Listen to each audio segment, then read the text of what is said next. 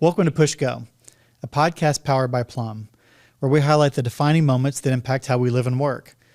Today, I'm joined by Kindra Maples. She's the host of the Culture Crush podcast, which is a fantastic podcast you should listen to, and the founder of the Culture Crush business community. On today's episode, you're going to hear Kindra talk about passion versus purpose. Now think about that, passion versus purpose, and just having the confidence to push go once you find your purpose. Can't wait for you to listen in.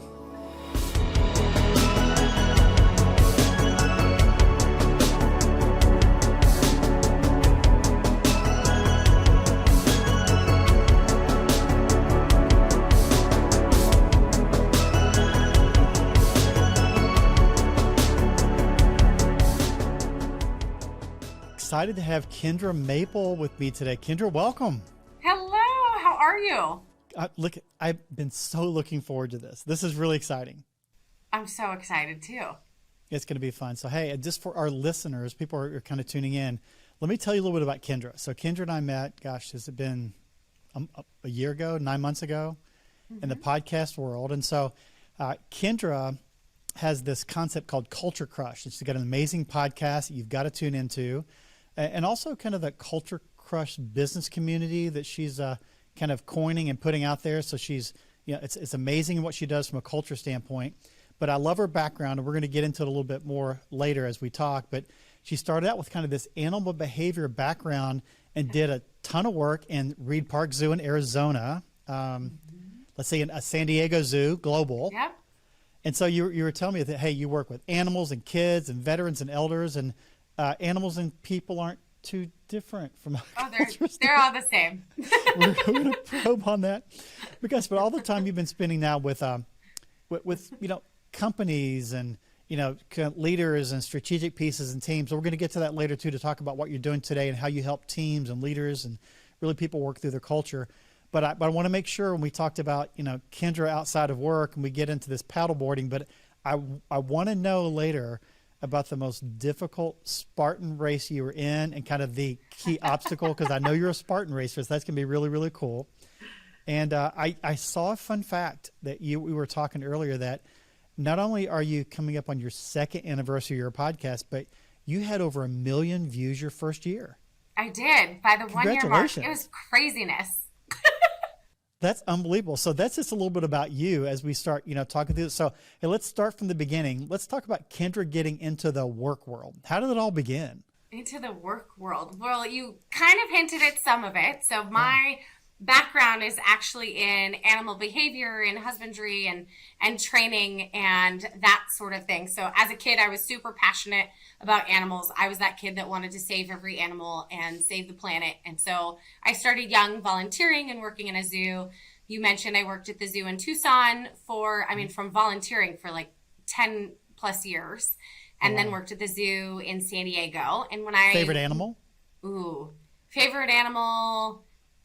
I'm a Maybe little biased. When you were young. And favorite animal that I've worked with was a polar bear. Really? I love them. They're so smart. They're so intelligent. I could do a whole podcast conversation with you about polar bears and how they adapt. And yes. So cool. So absolutely one of my favorites. And then when I went to the San Diego Zoo, that's where I really started to transition more into people. And I still love the animal side, the behavior side, but I realized that what I was doing with animals and training, it's the same thing that you need to do with people. It's communication, it's consistency, it's compassion, it's being purposeful. All of those same things that you're doing when you're training a lion to target at a point or a polar bear to retrieve something that fell in the exhibit. All of these things that you do with the animals, you do with people, and they react positively. So it's all positive reinforcement. So that's how I shifted into people and into operations side of things, the education side of things, leadership roles. And then that is what kind of set the rest of my career and path with working with people and leadership and operations. Wow. And do you have kind of those moments where you wish you were back into the animal world, or like it was a great memory and a great foundation, but I don't really miss it? You know what? I loved what I did. I just didn't necessarily see it being, for me personally, a full-time career the rest of my life, because I was there early mornings, late nights, whenever there were events happening. That makes it hard to have a flexible schedule, grow a family, and that kind of stuff. And so for me personally, it wasn't going to be the right fit for me long term. I do miss it sometimes when I get yelled at by people, because animals don't do that to you. I mean, they can bite, but they're not going to yell at you. Kindra, I can't imagine anyone yelling at you. I cannot imagine that being the case. Only a few times. It'll get into, we'll mention it later. Okay, that's good. So you have this career, and you're going down this path. It's something you love, and we've talked before that very few of us are blessed enough to not only have a full-time work that provides for our family, but doing something you love. So you were in that zone of you were doing something you loved. And what was the beginning of the transition? You talked a little bit about the time and the effort, but what was the beginning of the transition that you knew to kind of get out of this thing you loved into something a little bit different? What was the beginning of that transition? The beginning was that schedule piece, right? Okay. Seeing that industry is very much led by, you have to be there when the zoo is open, you have to be there when there's people, you have to be there at certain times. Obviously, right, animals have to be fed at certain times. I was more on that operations role. So when there were events and things happening, that's when I had to be there. Okay. So that's what kind of started that shift. The other piece that was factored into all of this was I love animals, but I realized that I love people, and I love helping people and growing people. And I was always that boss that was out with my team. If my team was setting up chairs for an event, I was setting up chairs with my team. And in the beginning, they were like, well, Kindra, you don't have to do this with us. I'm like, yeah, I know I don't have to, but I want to. I'm here to support you, and I'm here to have your back, and whatever you're doing, I'm going to support you in it. And so at that point, some of those comments that came from my staff, I realized that was a huge passion piece of me helping people and growing people. And that's what then started to trickle into other careers that I had, with working in an office space and having to build a culture of employees and positive reinforcement and supporting a team. So all of those kind of started to build into the future trajectory of Kindra. That's good. Well, at that point, did you start taking notes? Like, you made the comment that, hey, I was working with my team and said, hey, you don't need to do that. But you knew culturally that's what you wanted to do. Was that at the point where you started taking notes saying, aha, that's something I want to carry with me? Or is just, no, that's just what I wanted to do? Did you begin? Yeah, it was just me. I didn't really take note at that point, because that's what I was doing as a leader to support my team. At that point in my growth, I didn't realize that actually wasn't normal, I guess. And you and I have had the chance previously to talk about leadership and supporting your teams, and you're an amazing leader. But we talked about that, right? You were just doing it. You're doing the things that you think are supposed to happen. And that's what I was doing. And it wasn't until years later that I realized, oh, all bosses and all supervisors are not like that. So let's begin that transition. So you're leaving the foundation, again, the zoo, the operations kind of piece. Now you're entering into the human world, the operations world, the office environment. Kind of walk us through that first couple of roles, because we're going to get to that defining moment. And that's really important. As we talked earlier, there's this defining moment that said, what am I doing? I need to be doing this. Even though in the back of your mind for years, you're thinking, I could do this, but there was a moment. But let's transition into the office world. What did it begin to look like, the type of work you were doing? My role as I transitioned into the office space with my career was operations. I was always in that position, and still now, of doing more of the strategic planning, putting kind of all the pieces together, always supporting the team though. I've always been in that role of supporting staff, supporting the team.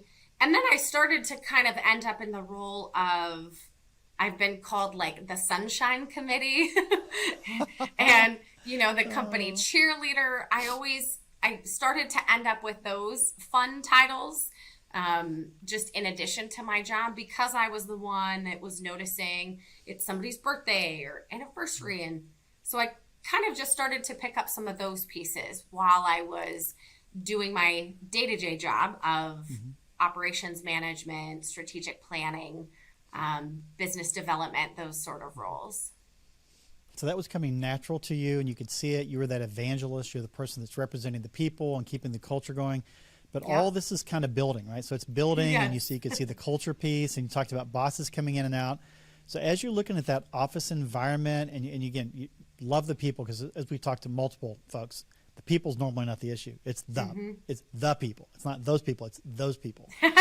Yes. But as you talked about bosses and environment, what was that moment that said, gosh, it's time for me to go on my own so that I can impact the masses. I can really go pour into helping other people create cultures that are world changing, and be able to help encourage others that they can do what you saw yourself, doing. What was that moment? That moment for me, this fun moment. I was working with a company that we were virtual, right? And even during COVID, everyone ends up on virtual Zoom calls and everything like that. And I remember being on a call with one of my staff, and during that virtual call, there was this ruckus behind her. And I stopped, and I was very concerned about what was going on. And I stopped and asked her, hey, what's happening? And I realized that my boss had thrown a chair across the room. Literally. Yeah, literally a physical chair, picked it up, had thrown it across the room. That was the ruckus that was happening behind her. And it was definitely one of those defining moments of like, I don't think I have to do this anymore. So thankfully, I wasn't in the room, but it happened. Was this one of those speechless moments where you had to go back and rewind it and think, really? I mean, it's gotten to this?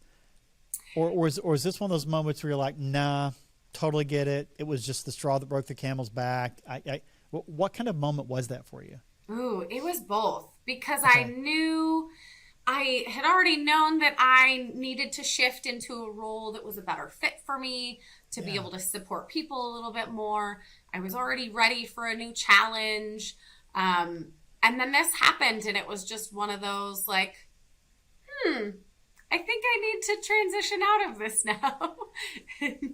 Well, that's fantastic. So as we're interviewing people on podcasts, and we talk to a ton of people from a culture standpoint, it may not be a literal chair, but more than a few people we know have had figurative things that have gone across the screen, and where we say, I'm just not going to do this anymore. So what gave you the strength, the confidence to say, I'm going to walk away from full-time job, supporting these people. I'm going to go out on my own. What was that confidence point that said, I can do this. I can push go. I can move forward into this. What was that for you?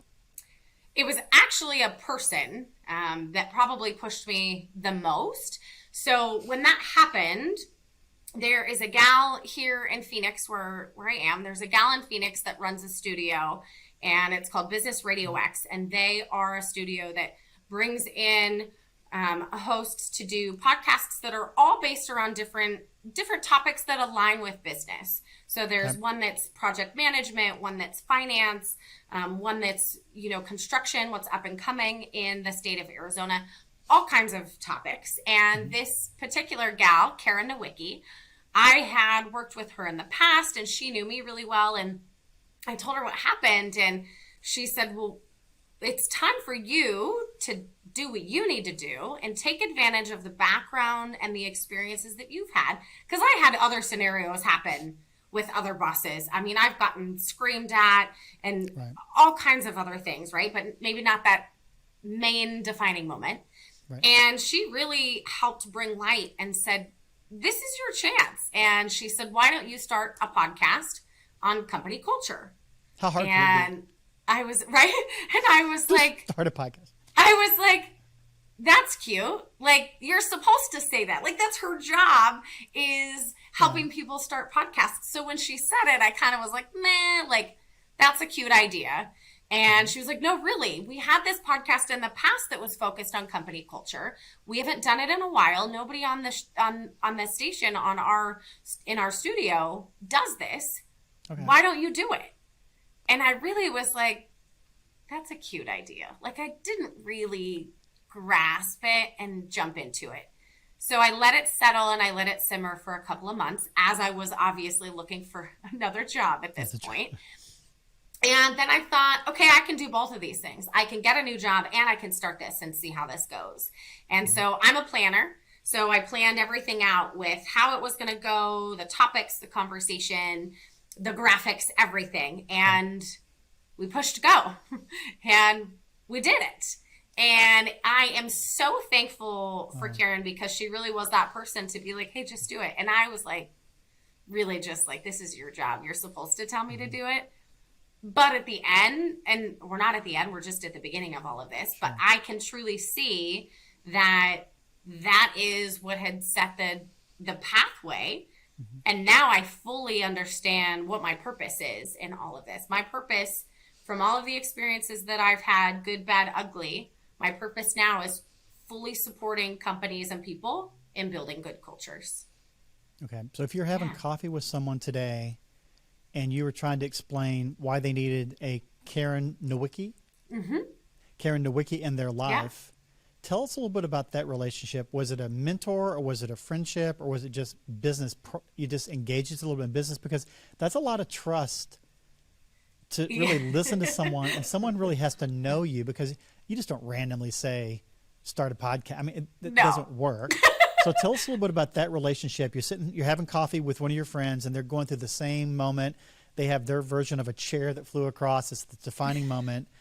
And so what kind of relationship was that, or what does it need to be where you start trusting someone who's whispering in your ear, saying, no, you can do this? She and I knew each other previously through the business community. I had helped her in her studio a little bit. So she knew that I already knew that studio atmosphere. Okay. And my background, at many points, I've been in roles where I've been on the news and in commercials, and the very nerdy things of my background. I was a magician's assistant for about 10 years. That's so good. That's I think it might be better than Spartan races, but you keep going. That's so good. So she knew, I mean, you could throw me into any scenario and I'll be fine. I'll roll with it. And so she knew a lot about me as a person, as a human, my past. She also, from seeing me in the business community, she knew what I was passionate about. She knew that I really wanted to be able to help people and support people and help grow companies. I never knew what that would look like, though. And I had had people in the past tell me, hey, Kindra, you should start your own company. I was like, what am I going to do? Like, you don't just poof, start a company. And so when she brought this up to me to start the podcast, I took her expertise and her experience in running this studio and knowing me, and I really just had to jump and go for it. And I gave myself, I said, I'm going to do this for 6 months and see what it looks like. If it's going somewhere, then I'll roll with it. If it's not, and this is a weird thing for me to jump into, because everybody tried something new during the middle of the pandemic, I feel like, then I wasn't going to do it anymore. So we jumped in, and at the 2-month mark, we saw some of the numbers. And what we did with this podcast in the beginning was we were highlighting companies with company leaders that were growing good cultures already. So we're showing the examples of who people want to look up to, right? And we did that for 2 months. And at the 2-month mark, we pulled the numbers, and I was like, oh, it's going to be like my mom and her friends listening. Right. My mom did not have that many friends. So I was like, okay, something is here. I decided to shift a little bit, though, because we were sharing all of these company leaders, but I wanted to bring in more of what are the actual resources to support companies. Okay. And I thought of it as like a soccer team, right? You can't, or a football team, right? You can't just have this star quarterback and this star football player. and have everyone else try and be the star player without giving them resources, right? You have to give them the resources. So at that 2-month mark, I shifted the layout a little bit. I always have 2 guests on, so it's very much a coffee conversation. So at that point, I decided, okay, let's pair a company that's doing great things with a company that is a resource. And okay, so if you're listening, you get a taste of both then. yes, you get examples, but then you also get a company that's focused on mental health for employees, professional development for employees, all of these different resources to help culture. And then that's how I matched them. And then we continue to pull numbers again. And then, you know, one thing leads to another. I was just kind of in the groove, and I passed that 6-month mark that I was going to give it. And I hit the 1-year mark, and that's when we hit 1 million listens. And I was like, wow. Oh, that's now, do you get a plaque for that? Do you get like a YouTube plaque or a podcast plaque for that? No, but we got balloons with a big number 1. You should create a plaque. So you have look 1 million views. You know, you should create something. Okay, I'll do something. But I had a balloon.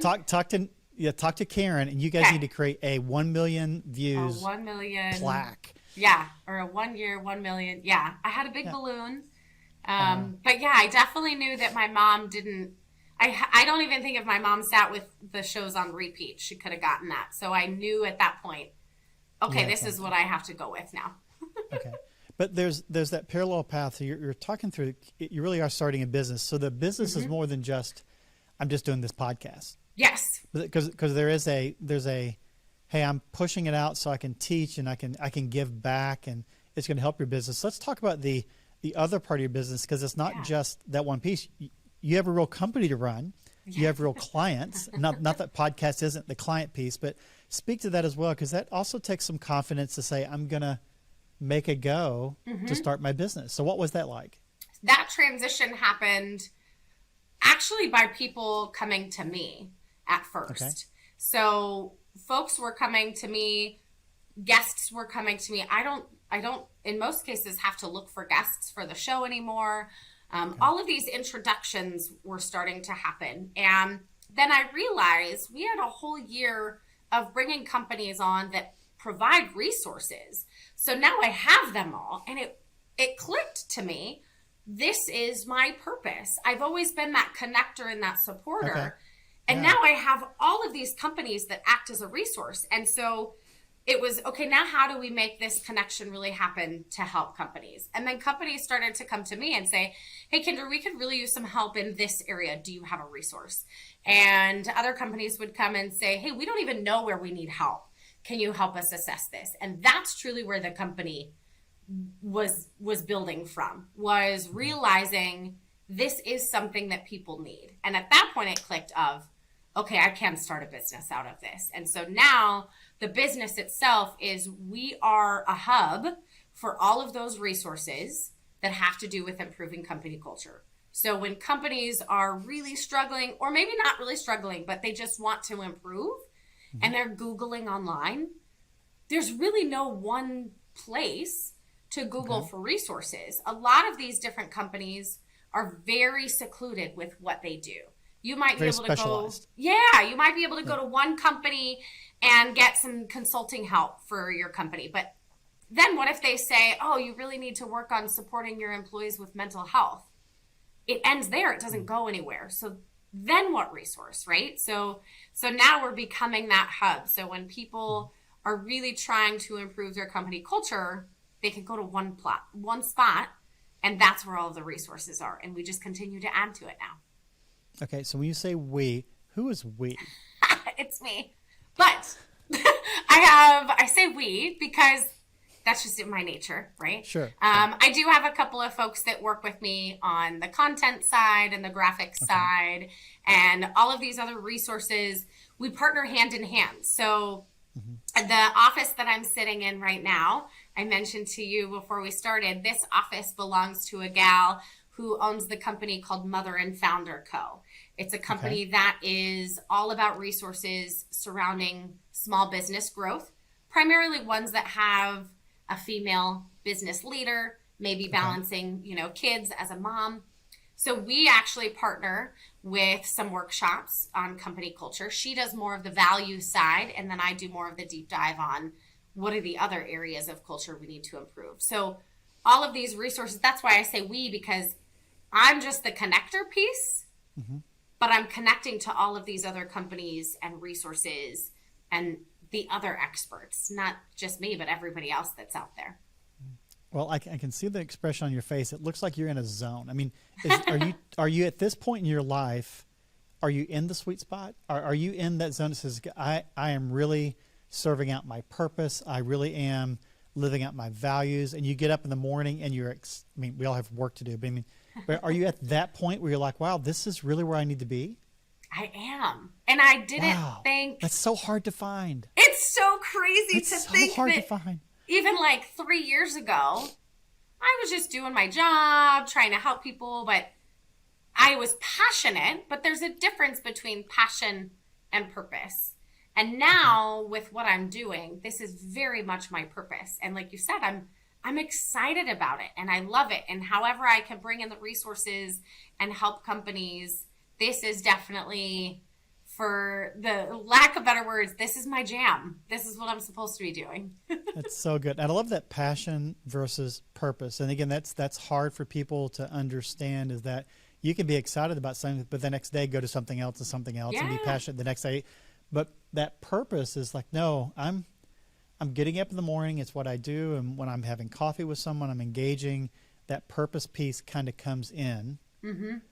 And so when I think about it from a practical standpoint, as you look at the kind of the next steps for you, and as you're driving this, when you look at that passion purpose thing, what is next for Kindra? Or are you saying, Rick, I am so involved right now, I am the connector, it's perfect, but do you have something you're working on that's fun, or something you're looking at that you're kind of bubbling in your head that's not super secret that you can tell me? Ooh, I wouldn't say right now. I think I'm in a defining phase. So even the website is still very focused on the podcast side. So really we're in this defining and updating phase, because it is growing into this hub for company culture resources, but there's still pieces that I have to work on. I need at least 10 more hours in the day to make all of this happen, because you know while all of this is happening, I am working for another company on the side still. And in the middle of all of this, right, we're supposed to be exercising and eating healthy and taking care of ourselves. I'm like, well, there's just not time in the day to do that. But let's speak to that, though, because you, listen, you're a very productive person. I know you're a productive person. You get a lot done. But I want to kind of skip back into it's the purpose. It's who I am. It's what I'm driving. But there's another side. There's the paddleboard Spartan race, Kindra. Okay. Tell me about Spartan races. What got you going down that path? And I'd love to know the obstacle that kicked your tail. Oh my gosh. So it was another one of those moments where I listened to a friend.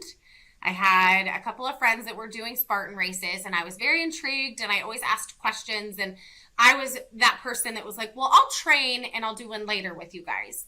And so were you a runner? Or you? Oh, I wasn't. I was never an athlete in school. No way. So I had gotten interested in fitness and running as an adult in my 20s. And so when they brought it up to me, I was like, yeah, I'll do it later. And finally it was one of those things where they said, Kindra, we're signing you up. You're doing this race with us. And those people, right, you're seeing, I need these people in my life to just like help me pull the rug out from under and just go. And so I did my first Spartan race that I think I did the middle one too. So I jumped ahead and I didn't even do the little one. I did like the 8. I did the 8 mile one. That's huge. It was crazy, but I loved it. You're climbing walls and running through mud and all of that sort of stuff. Yeah. And there's an adrenaline rush when you're like doing monkey bars, and I was super nervous to do the monkey bars, and then I just sailed across it. There's that moment of like, oh, I did that. You did this, yeah. Yeah, but I think the one that I still cannot tackle, that I still am practicing on, is there's one that has rings, and you grab the rings and you swing like a monkey, and I biff it every time. I cannot believe with all the years you spent with animals in a zoo. I know. You did not have the technique down pat I need to the figure that out. swing. I need a prehensile tail to help me. Oh, that's great. But you know, but that is one of those life lessons that even within that, it's fun. It's 8 miles. I think it was like 30 some obstacles, whatever the case may be. Yeah, it's crazy. And while it's still exciting and fun, you still have to work on something. Yes. Absolutely. You can't just show up. So that's fantastic, Yeah. as you look at this. So that's great. So let's talk about the business side of things. I mean, love what you're doing with Culture Crush, the podcast. People need to very quickly go find that on where they listen to podcasts and listen to that. All of the spots. And they can listen to the show that I had you on. Oh, talking about your leadership and field agent and the amazing company that you have. My producer and I told you, my producer and I talk about you all the time. We're like, remember when Rick said that they do this one thing at their company? Like, there's so many little tidbits. So if people want to listen, they should listen to that one first. That's encouraging. Yeah, make sure you listen to that particular podcast. You can minister to both of us to go make that work. Yes. But on the business side of things, you talk about your hub. If someone wanted to engage, what does an engagement look like if they wanted to spend some time with you? Because virtually anyone that's having coffee with you and hears this, they're like, yeah, I could use this, but it could seem a little bit overwhelming because there's 20 things that I need. Yeah. How would they engage you? Or you talked about the website's more podcast driven. How would they engage you? So there's a couple of different ways. So the podcast itself is a really great way for really any level leader to start to get some examples, some tidbits. The goal with that podcast is you can listen to that podcast on your drive to work.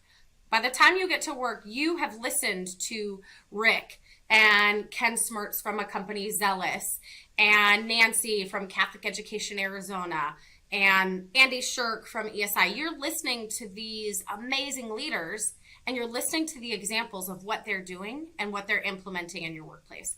So whatever level manager you are, leader you are, you can get to your office and start to implement. You don't have to be the CEO of the company. And that was really the goal with the podcast. And then bringing in those resources. So the resources help when maybe you're a little bit higher than middle management. Maybe you're that VP level and you can actually implement some change by bringing in outsourced companies, right?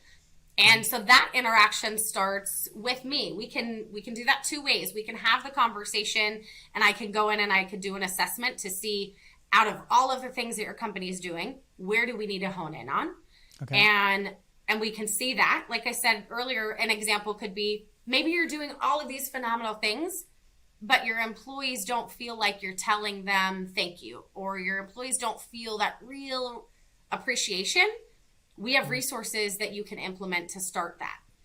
But the other side of it could be that maybe the company had a consultant come in, and there's tons of them out there, and we have some we can provide as a resource as a consultant or a coach as well. But what happens when you bring a consultant or a coach in is they can tell you, hey, this is an area you need to work on, but then they don't always have the resource. So you're just left to go, well, cool. Now I know that I need to work on professional development for my team and leadership skills for my team. Now what? Now what? And so then we can really hone in on, okay, well, here's the resources. So there's a couple of different angles with that. The other interesting part about Culture Crush is it all kind of happened backwards. And what I mean when I say that is a lot of things nowadays I feel like get pushed out on social media, right? You push it out on social media, on Instagram and LinkedIn, and that's how people find what they're supposed to listen to and read and buy. With this podcast, it really came from the various podcast platforms, Apple, Google, Amazon podcasts, all of those. And so I built this listener base, but our social media is catching up. Our social media isn't very big. So I'm kind of backtracking now. So now the social media is really becoming something for tips and tricks and events that are happening. So any culture-focused event across the country, all of those things are now starting to sprinkle into the social media, but that isn't how it started. So it's a little backwards on that space, but that's a really great place to engage and interact as well. It's fantastic. Yeah. Hey, our time is coming to a close, and I hate it already. But I love that moment. And again, it could be a literal chair or a figurative. I hope it's not for people. But you're at that point in your career where you're engaging in some way, and the chair flies across the screen. Whatever it is, it flies across the screen. And do you have the Karen Nowicki in your life?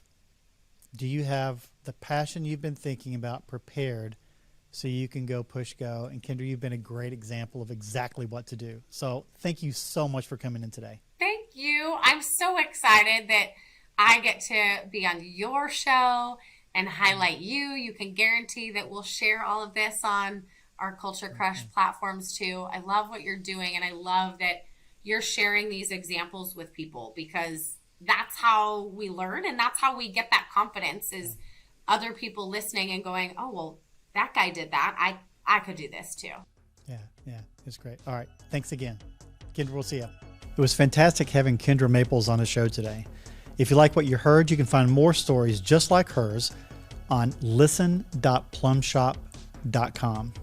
And hey, we wouldn't be mad if you left us a review wherever you listen to podcasts. And we have new episodes every Wednesday. If you're watching on YouTube, feel free to like and subscribe. Until next time.